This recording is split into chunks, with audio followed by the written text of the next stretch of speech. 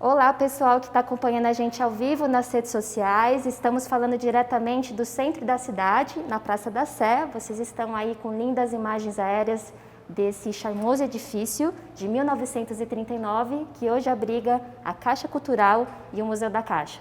Olá, pessoal. Meu nome é Denise Kirihara, eu sou guia de turismo. Sejam todos bem-vindos a mais um passeio do Vem pro Triângulo Virtual, que foi promovido pela Secretaria Municipal de Turismo de São Paulo, que em junho de 2019, criou esse projeto Vem pro Triângulo aos finais de semana, de forma gratuita, para conhecer essa região histórica que a gente chama de Triângulo Histórico. E o Museu da Caixa, a Caixa Cultural, ela faz parte desse roteiro, dessa programação do Vem pro Triângulo.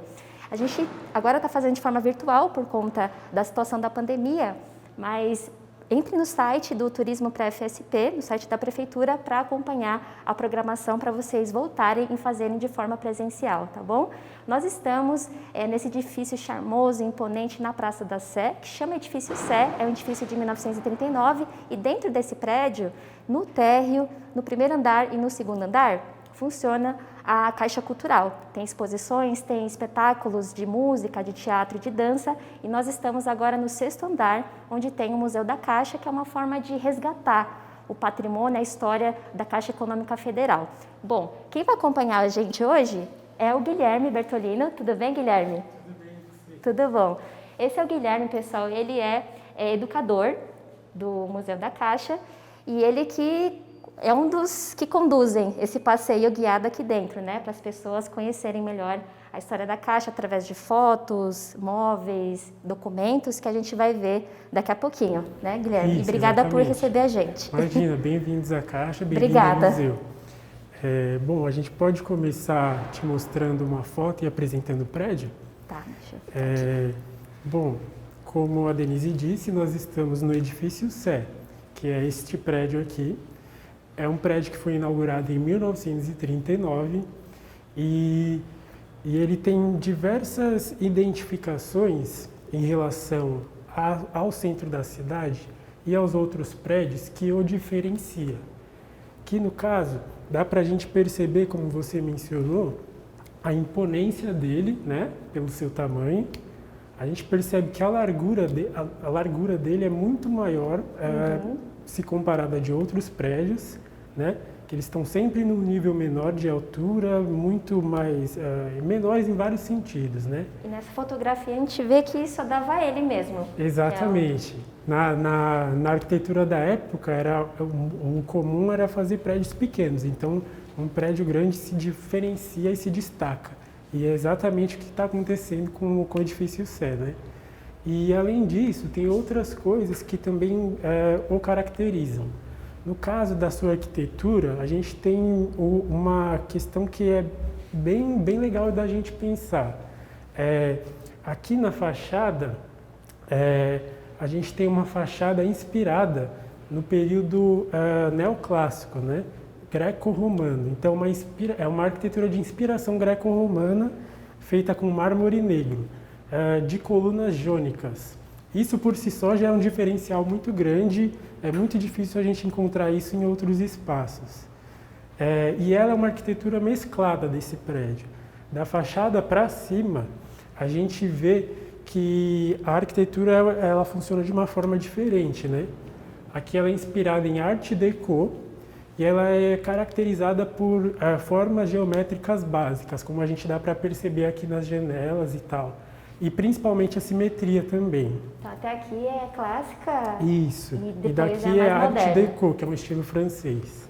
Que remete também à época do Getúlio Vargas. Exatamente. Da riqueza do Brasil. Exatamente. Também. Esse prédio ele foi construído na década de 30 e inaugurado em 39, que era o período que a gente chama de Estado Novo, né? Que é quando o Getúlio Vargas estava no poder.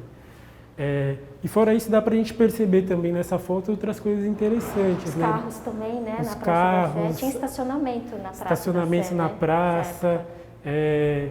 Além dos prédios que eu já mencionei, a gente vê outras coisas também, ponto de ônibus, as roupas das pessoas.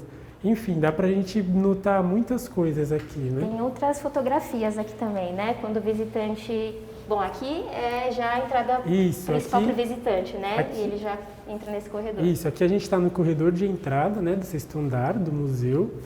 E a ideia é colocar as fotos para que o público tenha noção de como era no momento da inauguração do prédio um pouco antes. Essas fotos, principalmente essas duas, elas remontam isso. Por quê?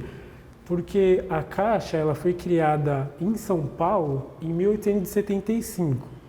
E a primeira instalação da Caixa em São Paulo foi no que era o Palácio do Governo, na época, que é a região que é hoje o atual pátio do colégio, né? Aqui do lado. Isso, que era uma sala alugada, e depois a Caixa passou por outros 7 espaços, incluindo um prédio próprio, que foi projetado pelo Ramos de Azevedo, inclusive, o primeiro, para chegar nesse aqui. Então a gente vê já direta uma relação da Caixa com o Triângulo Histórico, pátio do colégio, que é a região onde a cidade foi criada, né? Onde surgiu a cidade de São Paulo. Então tem uma relação direta da Caixa de São Paulo com o centro histórico e o Triângulo. Então aqui o visitante já também conhece a história da cidade de São Paulo. Exatamente, também, vê a história da Caixa, né? da cidade. Dá para pensar uma série de coisas aqui. Que dá para ver fotos da Catedral da Sé. Catedral não, é a Antiga Sé, né? Isso. Aqui mais para frente, ó, a gente tem outras fotos. Essa é a mesma foto? Isso, é a mesma foto que a gente... aqui na entrada. A mesma foto que a gente mostrou. Tá. Aqui outra foto interessante seria essa daqui, que é da igreja de São Pedro, que é a igreja que ficava exatamente aqui onde é o prédio, no térreo, né? E aí essa igreja foi demolida junto com a igreja da Sé. A igreja da Sé foi realocada para a catedral e o prédio foi construído logo depois. Então é uma espécie de preservação da memória que essas fotos tentam fazer, né? Resgatar o que tinha aqui, porque às vezes a gente não vê o que tinha, né? Que foi demolido junto com a Antiga Sé. Isso, mais ou menos no mesmo período, né? Muita gente não sabe, né, que a Catedral da Sé tinha outra antes, então é bom quando tem esse tipo de registro. Resgatar essa história, né? Isso. Bom, aqui nessa próxima sala, pessoal, a gente consegue ver que tem alguns quadros, alguns retratos aqui, né, que tem uma relação, uma ligação direta com a história da Caixa. Então, esses 3 homens, né, que o Guilherme vai apresentar agora, eles têm uma história direta, né? São todos envolvidos com a história da Caixa. Sim, exatamente. O Getúlio, como a gente já mencionou, né? O Getúlio aqui, ele foi a pessoa, ele e seu governo, né? Ajudaram a financiar esse prédio que nós estamos, veio para a inauguração do prédio.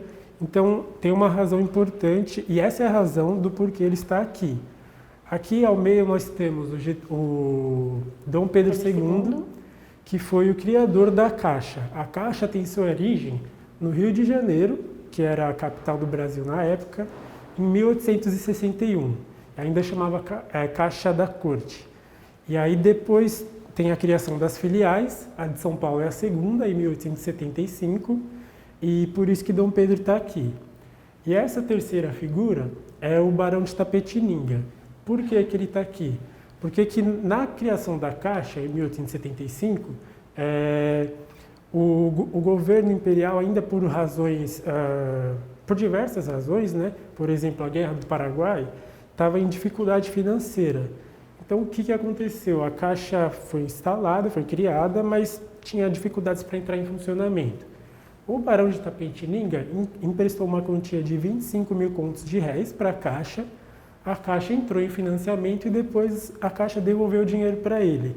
Então, ele está aqui como uma espécie de preservação de memória dessa ocasião também. E o Barão, ele tem uma rua aqui, né, pessoal, que tem o nome dele e ele tinha as plantações de chá, as fazendas de chá, né, onde hoje fica o Vale do Anhangabaú.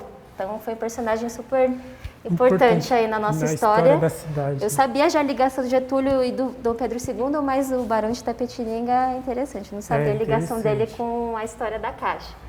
Bom, nessa sala, Guilherme, algo interessante da gente mostrar para o pessoal de casa é a questão da acústica, né? Que o pessoal de casa está ouvindo agora a nossa voz, mas quando a gente entra nesse próximo ambiente, vocês vão ver que tem um eco. E o Guilherme vai explicar para a gente do porquê que tem essa diferença na acústica dessa sala que a gente vai entrar agora. Exatamente. Né? Então essa é a primeira sala que a gente vai entrar, né? E vamos lá. Essa é a sala da presidência. Como foi mencionado, esse é um prédio de 39 e ele foi preservado para tentar manter suas características originais o máximo possível. Então, esta é uma sala, e boa parte das salas desse andar, que tentam preservar suas características originais. Já dá para ouvir o eco. Exatamente. E essa sala, ela tem essa questão do eco. Ela foi projetada, por ser a sala da presidência, de uma forma que o pé direito é bem mais alto que o normal, para que o eco ele surja e assim deu uma diferença para essa sala. Realmente, olhando assim para o teto, dá para ver como que é alto e também o porquê que tem esse formato, Guilherme. Quando a gente olha para o alto, é interessante ver esses detalhes, né? Que tem essa forma octogonal. Por que tem esse formato? Então, essa sala ela foi pensada para ser diferenciada das outras, né? Então a gente tem a questão do eco, da acústica, e ela tem um formato que é muito particular. É um formato octogonal, como você mencionou, e que tem inspiração desde do período da Grécia Antiga e principalmente porque ela é uma junção de dois fatores. Porque o círculo, que é algo natural, é uma junção do círculo com formas geométricas básicas, né, que são linhas. Então, é uma junção e uma interpretação do natural com o intelectual. Então, a gente percebe essa junção aqui e traz isso para essa sala. Que era um pensamento da época, né? E a iluminação também, exatamente, ela é diferente. Uma iluminação indireta, feita para que tudo esteja muito bem feito, uma janela muito grande. São características bem específicas, né? E outro detalhe que chama a atenção, pessoal, é o visitante, quando ele entra aqui, chama a atenção também a madeira. Né? Tem muita madeira. Isso. Desde o chão até os móveis. Dá para perceber que nessa sala e nesse andar, de uma forma geral, tem muita madeira. Por quê? Inclusive, essa madeira é uma madeira nobre no Brasil, que é uma madeira de jacarandá, né? Nobre até hoje. Exatamente, que continua cada vez mais nobre e ela tem uma ideia do porquê que ela está aqui. A ideia de nobreza, como já foi comentado, e a ideia do tradicional. Outra coisa legal de perceber do material é que quando a gente vê os móveis, há uma mescla entre madeira e aço escovado. Por quê? Porque a madeira traz essa ideia de nobreza, de tradicional, e o aço, na década de 30, trazia a ideia de modernidade. E aqui a gente também tem outros detalhes. O quadro tem um retrato aqui, né? Do Getúlio Vargas desse lado. Isso. E bem na frente, na direção dele, tem o relógio. Isso. Só uma coisa também da madeira. É legal perceber a altura da madeira. A madeira nesta sala é muito maior do que a altura das nossas cabeças. Isso quer dizer que essa sala é um espaço muito importante. Quando a gente sair, a gente vai perceber que a madeira fora dessa sala, ela tem uma altura muito menor, próxima da altura das nossas cabeças. Quanto mais alto, mais importante. Exatamente. A sala, então. Isso indica que quanto maior a altura da madeira, maior a hierarquia. Legal. Voltando à questão do relógio, o relógio, como você disse, ele está diretamente ligado em termos de direção ao quadro do Getúlio Vargas. Por quê? Por várias razões, mas para a gente pegar um exemplo mais prático, mais comum que todo mundo conhece, é a gente pensar na questão do trabalho, né? O Getúlio Vargas foi no governo dele que as leis trabalhistas foram regulamentadas de uma forma geral, né? A gente pensar a CLT. E isso, por si só, é um exemplo de regulamentação e controle do tempo. E que foi feito naquela época pelo chefe de Estado, no caso do Getúlio. E aqui era a sala da presidência, então os presidentes ficavam aqui? Isso, os presidentes da Caixa, da Caixa do Estado de São Paulo ficavam aqui. De descanso e reunião aqui, essa sala? Isso. Tá. Bom, continuando aqui, A gente tem a gente pode falar que é uma recriação de um ambiente de uma agência de época. Aqui a gente viaja um pouco no passado, né, para ver como que era o ambiente de uma agência na época, né? O Guilherme vai mostrar alguns móveis que chamam muita atenção, que é muito diferente dos que a gente está acostumado hoje, né, Guilherme? Isso, exatamente. A ideia aqui é pensada de uma forma museológica, né, para trazer objetos que a gente talvez não esteja acostumado, não tenha visto antes, mas que existem, boa parte deles até hoje. De qual época são esses móveis? Essa é uma agência que é baseada na década de 30 e 40, Tá. Então os objetos, praticamente todos são baseados nessa época. Se a gente pegar, por exemplo, aquele móvel verde, ali na esquerda da sala... Ele é bem diferente mesmo, a cor, exatamente, o formato. Ele é muito diferente. E ele é um cofre. Eu não sei se todo mundo que olha tem essa percepção, mas Nossa. é algo que é muito específico e muito interessante de se ver. Parece só um armário mesmo, né? Parece um armário, Sim. parece um armário. Outra coisa interessante que a gente tem aqui nessa sala, aliás, tudo é interessante, né? Mas outra coisa diferente que a gente tem nessa sala é lá do lado direito, ali embaixo, o extintor, que é aquele objeto olha. prateado. Olha a cor, é algo muito diferente, né? Muito diferente mesmo. Hoje já os extintores já mudaram de cor, já tem um equipamento que é muito diferente visualmente. Era mais falando. luxuoso o extintor, né? Parece bem mais luxuoso. Sim.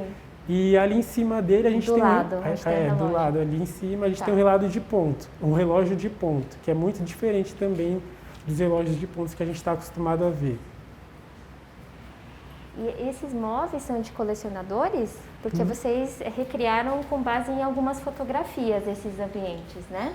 Mas na verdade esses móveis são parte do acervo da Caixa mesmo, né? Porque pertenceu mesmo à agência. como tá. a Caixa é uma empresa muito grande do estado de São Paulo e do país, existem uma série de móveis, de imobiliário que foram guardados com o tempo e depois foram trazidos para outro local. Legal.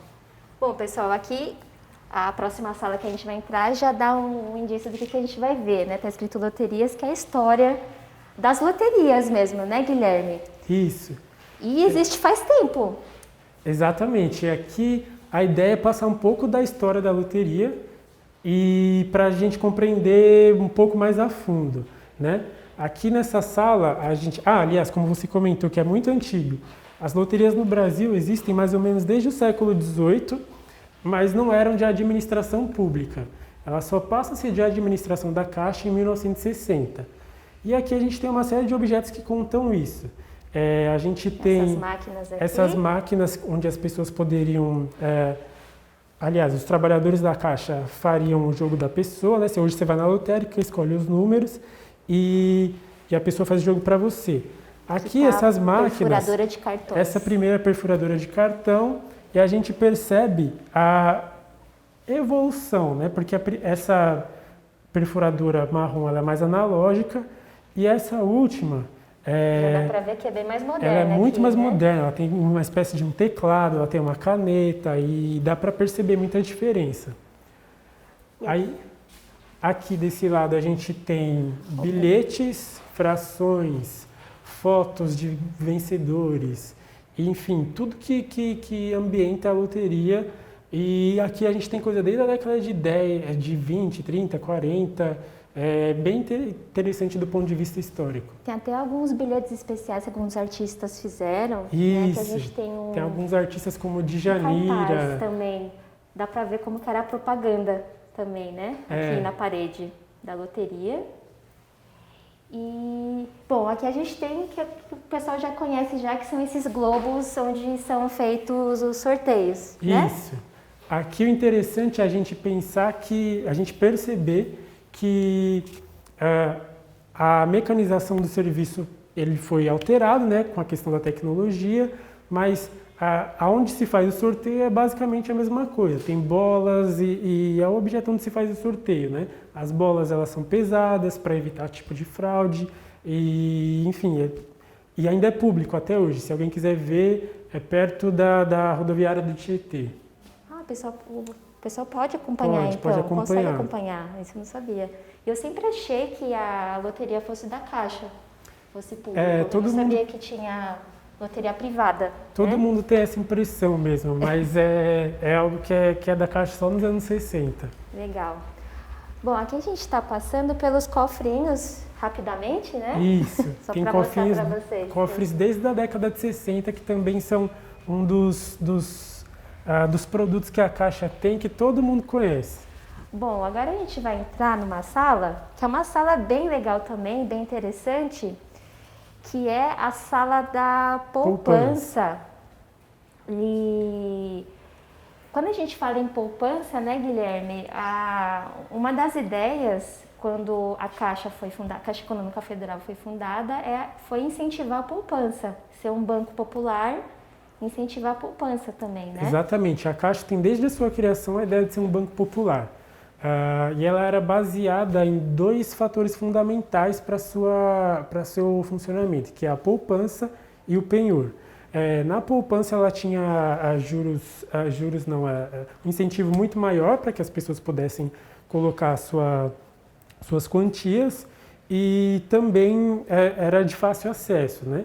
Mais fácil acesso que antes. Que a gente tem algumas cadernetas de poupança e vocês colocaram, né, a data, a gente tem de 1898, década de 40, a evolução da caderneta de poupança. Exatamente. Aqui nessa vitrine a gente tem a evolução. Começa no livro, que foi o primeiro livro da Caixa do Estado de São Paulo, e ela vai evoluindo em vários formatos de cadernetas até chegar no cartão.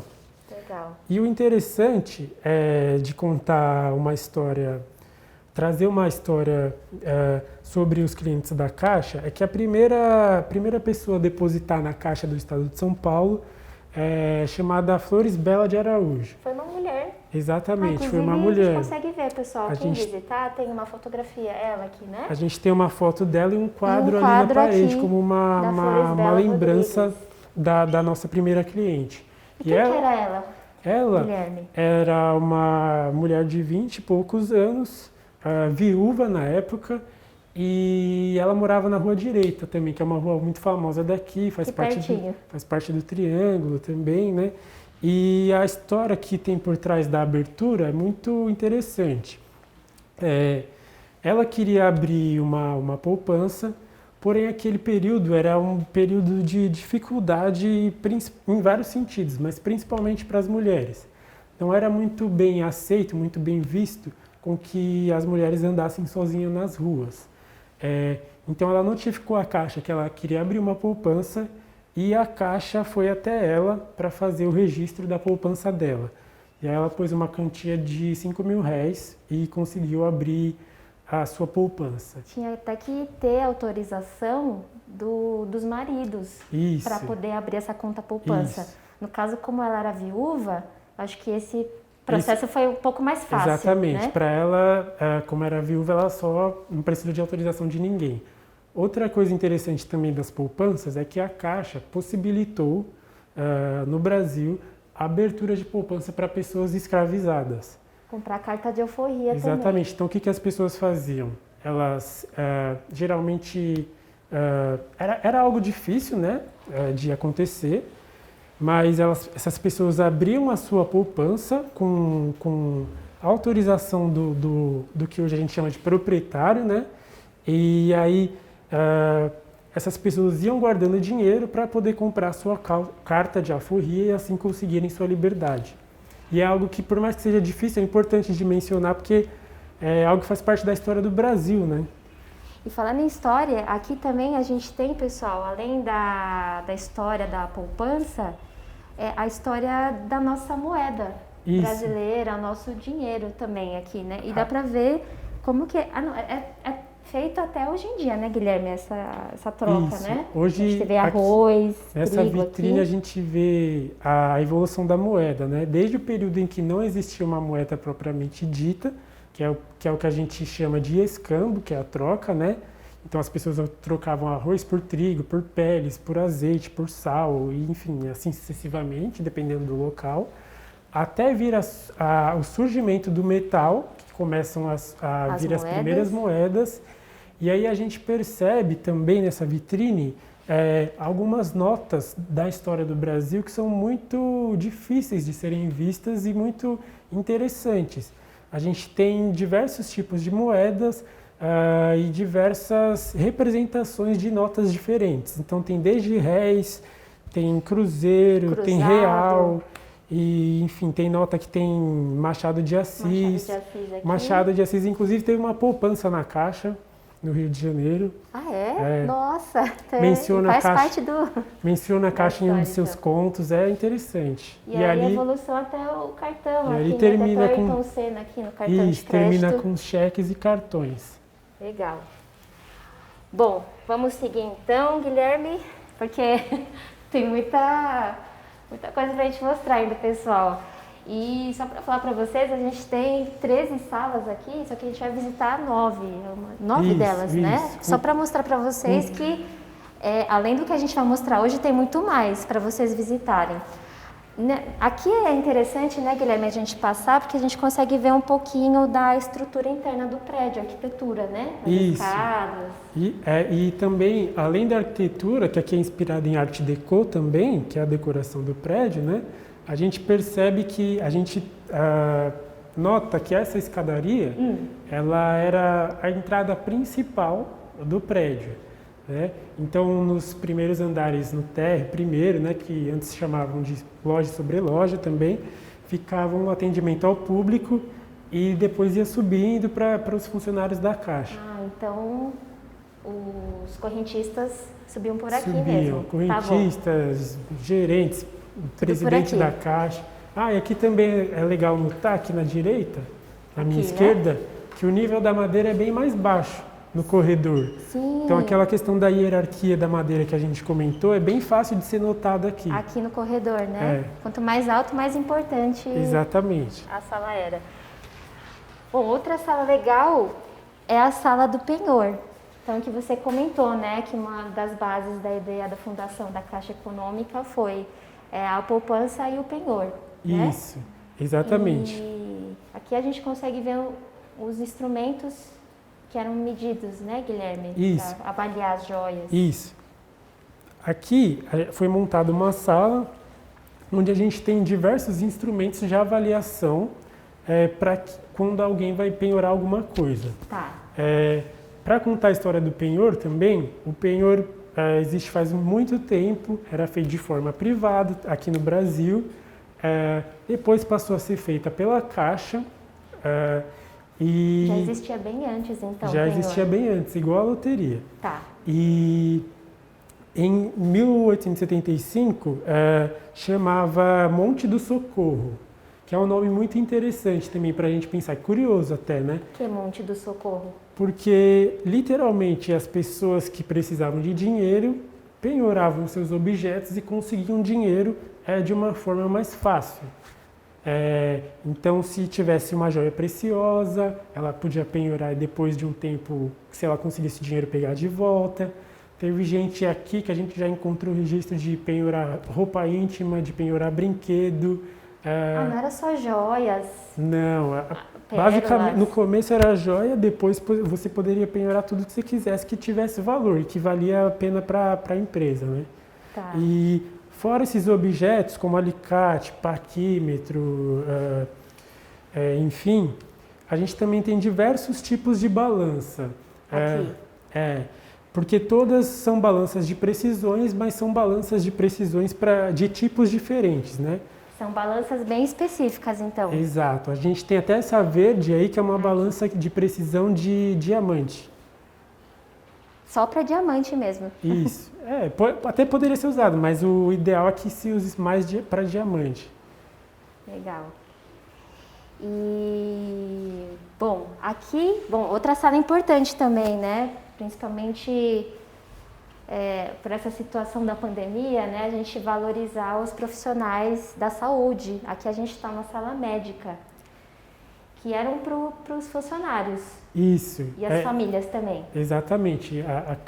Naquele momento, né, na década de 30, não existia um sistema público de saúde, né? Tá. Que hoje a gente fala do SUS.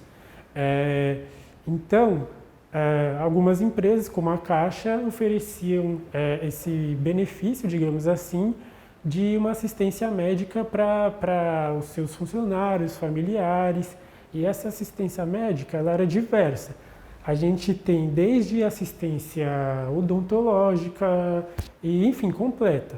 Por exemplo, essa mesa que a gente tem é uma mesa que é feita de cristal belga, porque se acreditava que era mais fácil se esterilizar uma mesa de cristal, passando álcool. E era bem grosso aqui, né? É, bem grosso. E é bem bonito também, né? Dá para Muito, perceber muito bastante a diferença das mesas de hoje. Porque hoje em dia as mesas são aquelas com estofado e coloca o papel para trocar. E depois né? só Mas troca o papel. Era assim.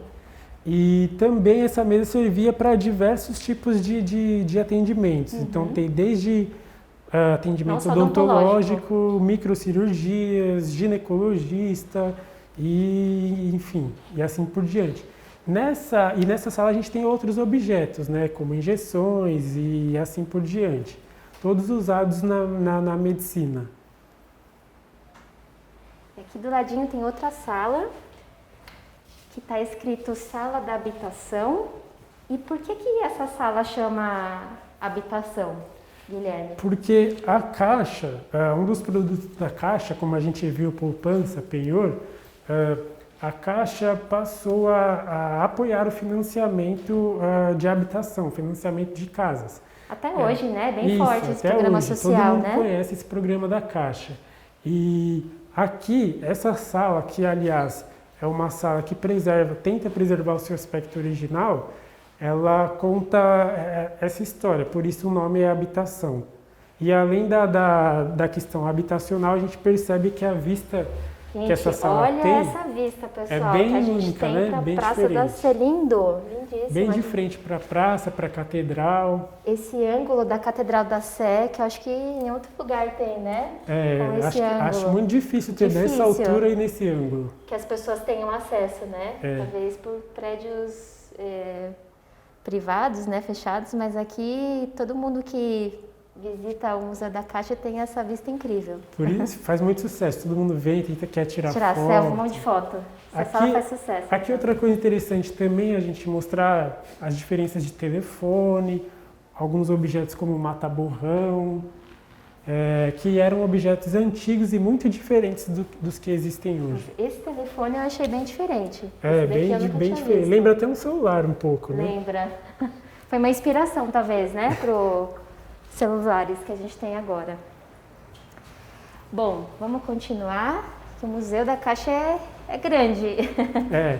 Aqui a gente consegue ver a diferença, né, Guilherme? Você falou a altura. Isso. A madeira já está ficando mais alto, né? A gente percebe andando pelo corredor. Está bem próxima das nossas cabeças, né?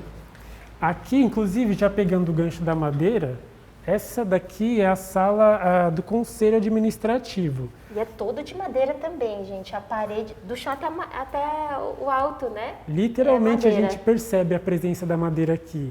Literalmente do chão ao teto. Isso indica, mais uma vez, hierarquia, né? A gente percebe que essa é uma sala que, como a Caixa ainda tinha sua divisão estadual, todos gerentes e, enfim, tudo o que tinha a ver com a Caixa do Estado era e podia ser decidido aqui. Então, vinha gente do Estado inteiro para poder se reunir. De outros lugares. Que, inclusive, é aqui onde o Getúlio veio para a inauguração do prédio e tal. Tem um busto dele aqui, né? Isso, aqui a gente tem um busto dele que foi feito exatamente para a inauguração. E uma coisa interessante também, que é bem legal de se notar, é o que está embaixo do busto. É café. Exato. Agora que eu estava vendo, aqui em cima também, é café embaixo, café em cima. A gente tem outros tipos de produtos da economia do Brasil e principalmente de São Paulo que ajudaram a fortalecer a economia brasileira. Aqui a gente tem sancas ornamentais de café no Getúlio, tem laranja. Olha, não tinha reparado. E aqui? Tem aqui milho e tem mais dois lá que é algodão e uva. fizeram desenvolver movimentar a nossa a economia, no né? país, Basicamente são bases muito fortes para se movimentar economicamente falando, né? E nessa sala a gente tem alguns retratos, muitos quadros, né? Quem foram esses homens que a gente tem aqui nas paredes? Isso. Aqui, eu não lembro se eu já falei, mas essa sala é basicamente preservada no seu aspecto original por completo, com exceção de 2 mesas. Mas, voltando à questão dos quadros, essa é a Galeria dos Presidentes. Então, a gente tem quadros... Todos os presidentes? Quadros de quase todos os presidentes aqui, tem alguns que ficam fora. São presidentes desde a criação, de 1875, e vai até 1970. E até interessante você falar isso, né, Guilherme? Porque antes era estadual, né? Depois passou a ser federal. Sempre foram públicas, né? Mas eram em esferas diferentes, né? Então era a Caixa Econômica Federal de São Paulo, porque ela era uma filial, só que em 1970, na década de 70, ela passou a ser centralizada em Brasília. E aí todas passaram a se chamar Caixa Econômica Federal, não tinha mais essa divisão de filial de Estado. E outro detalhe que a gente vê que é interessante são esses espelhos, né? Porque quando você olha, por exemplo, para aquela porta, você acha que é uma continuação, né? Tem algumas portas que tem esses espelhos que é para dar essa ideia. Isso, né? porque como essa é uma sala que tinha reuniões e... Que também, né? Isso, aqui atrás da gente também. Reuniões e as pessoas se concentravam aqui para poder fazer, enfim, tomar suas decisões administrativas. Ela já dá para perceber que é a maior sala que a gente passou, né? E esse espelho ele dá uma amplitude maior, ele aumenta o espaço, ele dá a sensação de aumento de espaço. Aumenta a imponência, a Isso. importância. Então, quanto maior o espaço, mais a importância, né? Até porque é difícil ter num prédio uma sala muito grande. E o Guilherme comentou, pessoal, da inauguração, né, da presença do Getúlio Vargas, por isso que tem o quadro dele, né, em todos os lugares, e foi exatamente aqui, né, Guilherme, que o Getúlio Vargas estava na inauguração em 1939. Aqui, exatamente nesse espaço, a gente tinha uma mesa em formato de U, de ferradura, que a gente tem o projeto aqui. Aqui, né? E exatamente nesse espaço, Getúlio sentou com sua comitiva, tinha governador, tinha o presidente da Caixa, para fazer a inauguração do prédio. Então tem uma foto em um jornal que a gente consegue ver o registro dessa foto. E tem algum significado, Guilherme, que aqui tem esse formato de ferradura? Tem. Que ela é bem diferente de você ver as mesas, né? Que a gente está acostumado, tem um formato de uma ferradura. Porque é mesa de reunião, né? Normalmente, quando se tem uma mesa reta só, não é todo mundo que vê todo mundo. Mas, quando se tem uma mesa, um formato mais circular, as pessoas conseguem ver umas às outras de uma forma melhor. Então, essa sala, bom, tem algumas salas do museu, então, que vocês recriaram o ambiente, mas essa daqui, então, ela é original, né? Praticamente original, com exceção... Até os móveis. Com exceção os móveis, todos da década de 30, com exceção dessas 2 mesas, daqueles 2 outros móveis atrás que tem o buraco no meio, que eram de uma biblioteca que ficava aqui em outro andar. E aqui a vista também é bem bonita, hein? Além daquela sala para a Catedral da Sé, a gente tem uma vista aqui um pouquinho da praça. Isso. Né? Que antigamente eram 2. Isso. Aqui a gente pega nessa sala, a gente percebe que como tem muitas janelas e com um espaço muito maior, a gente consegue ver a praça por completo, né? Porque antes a gente via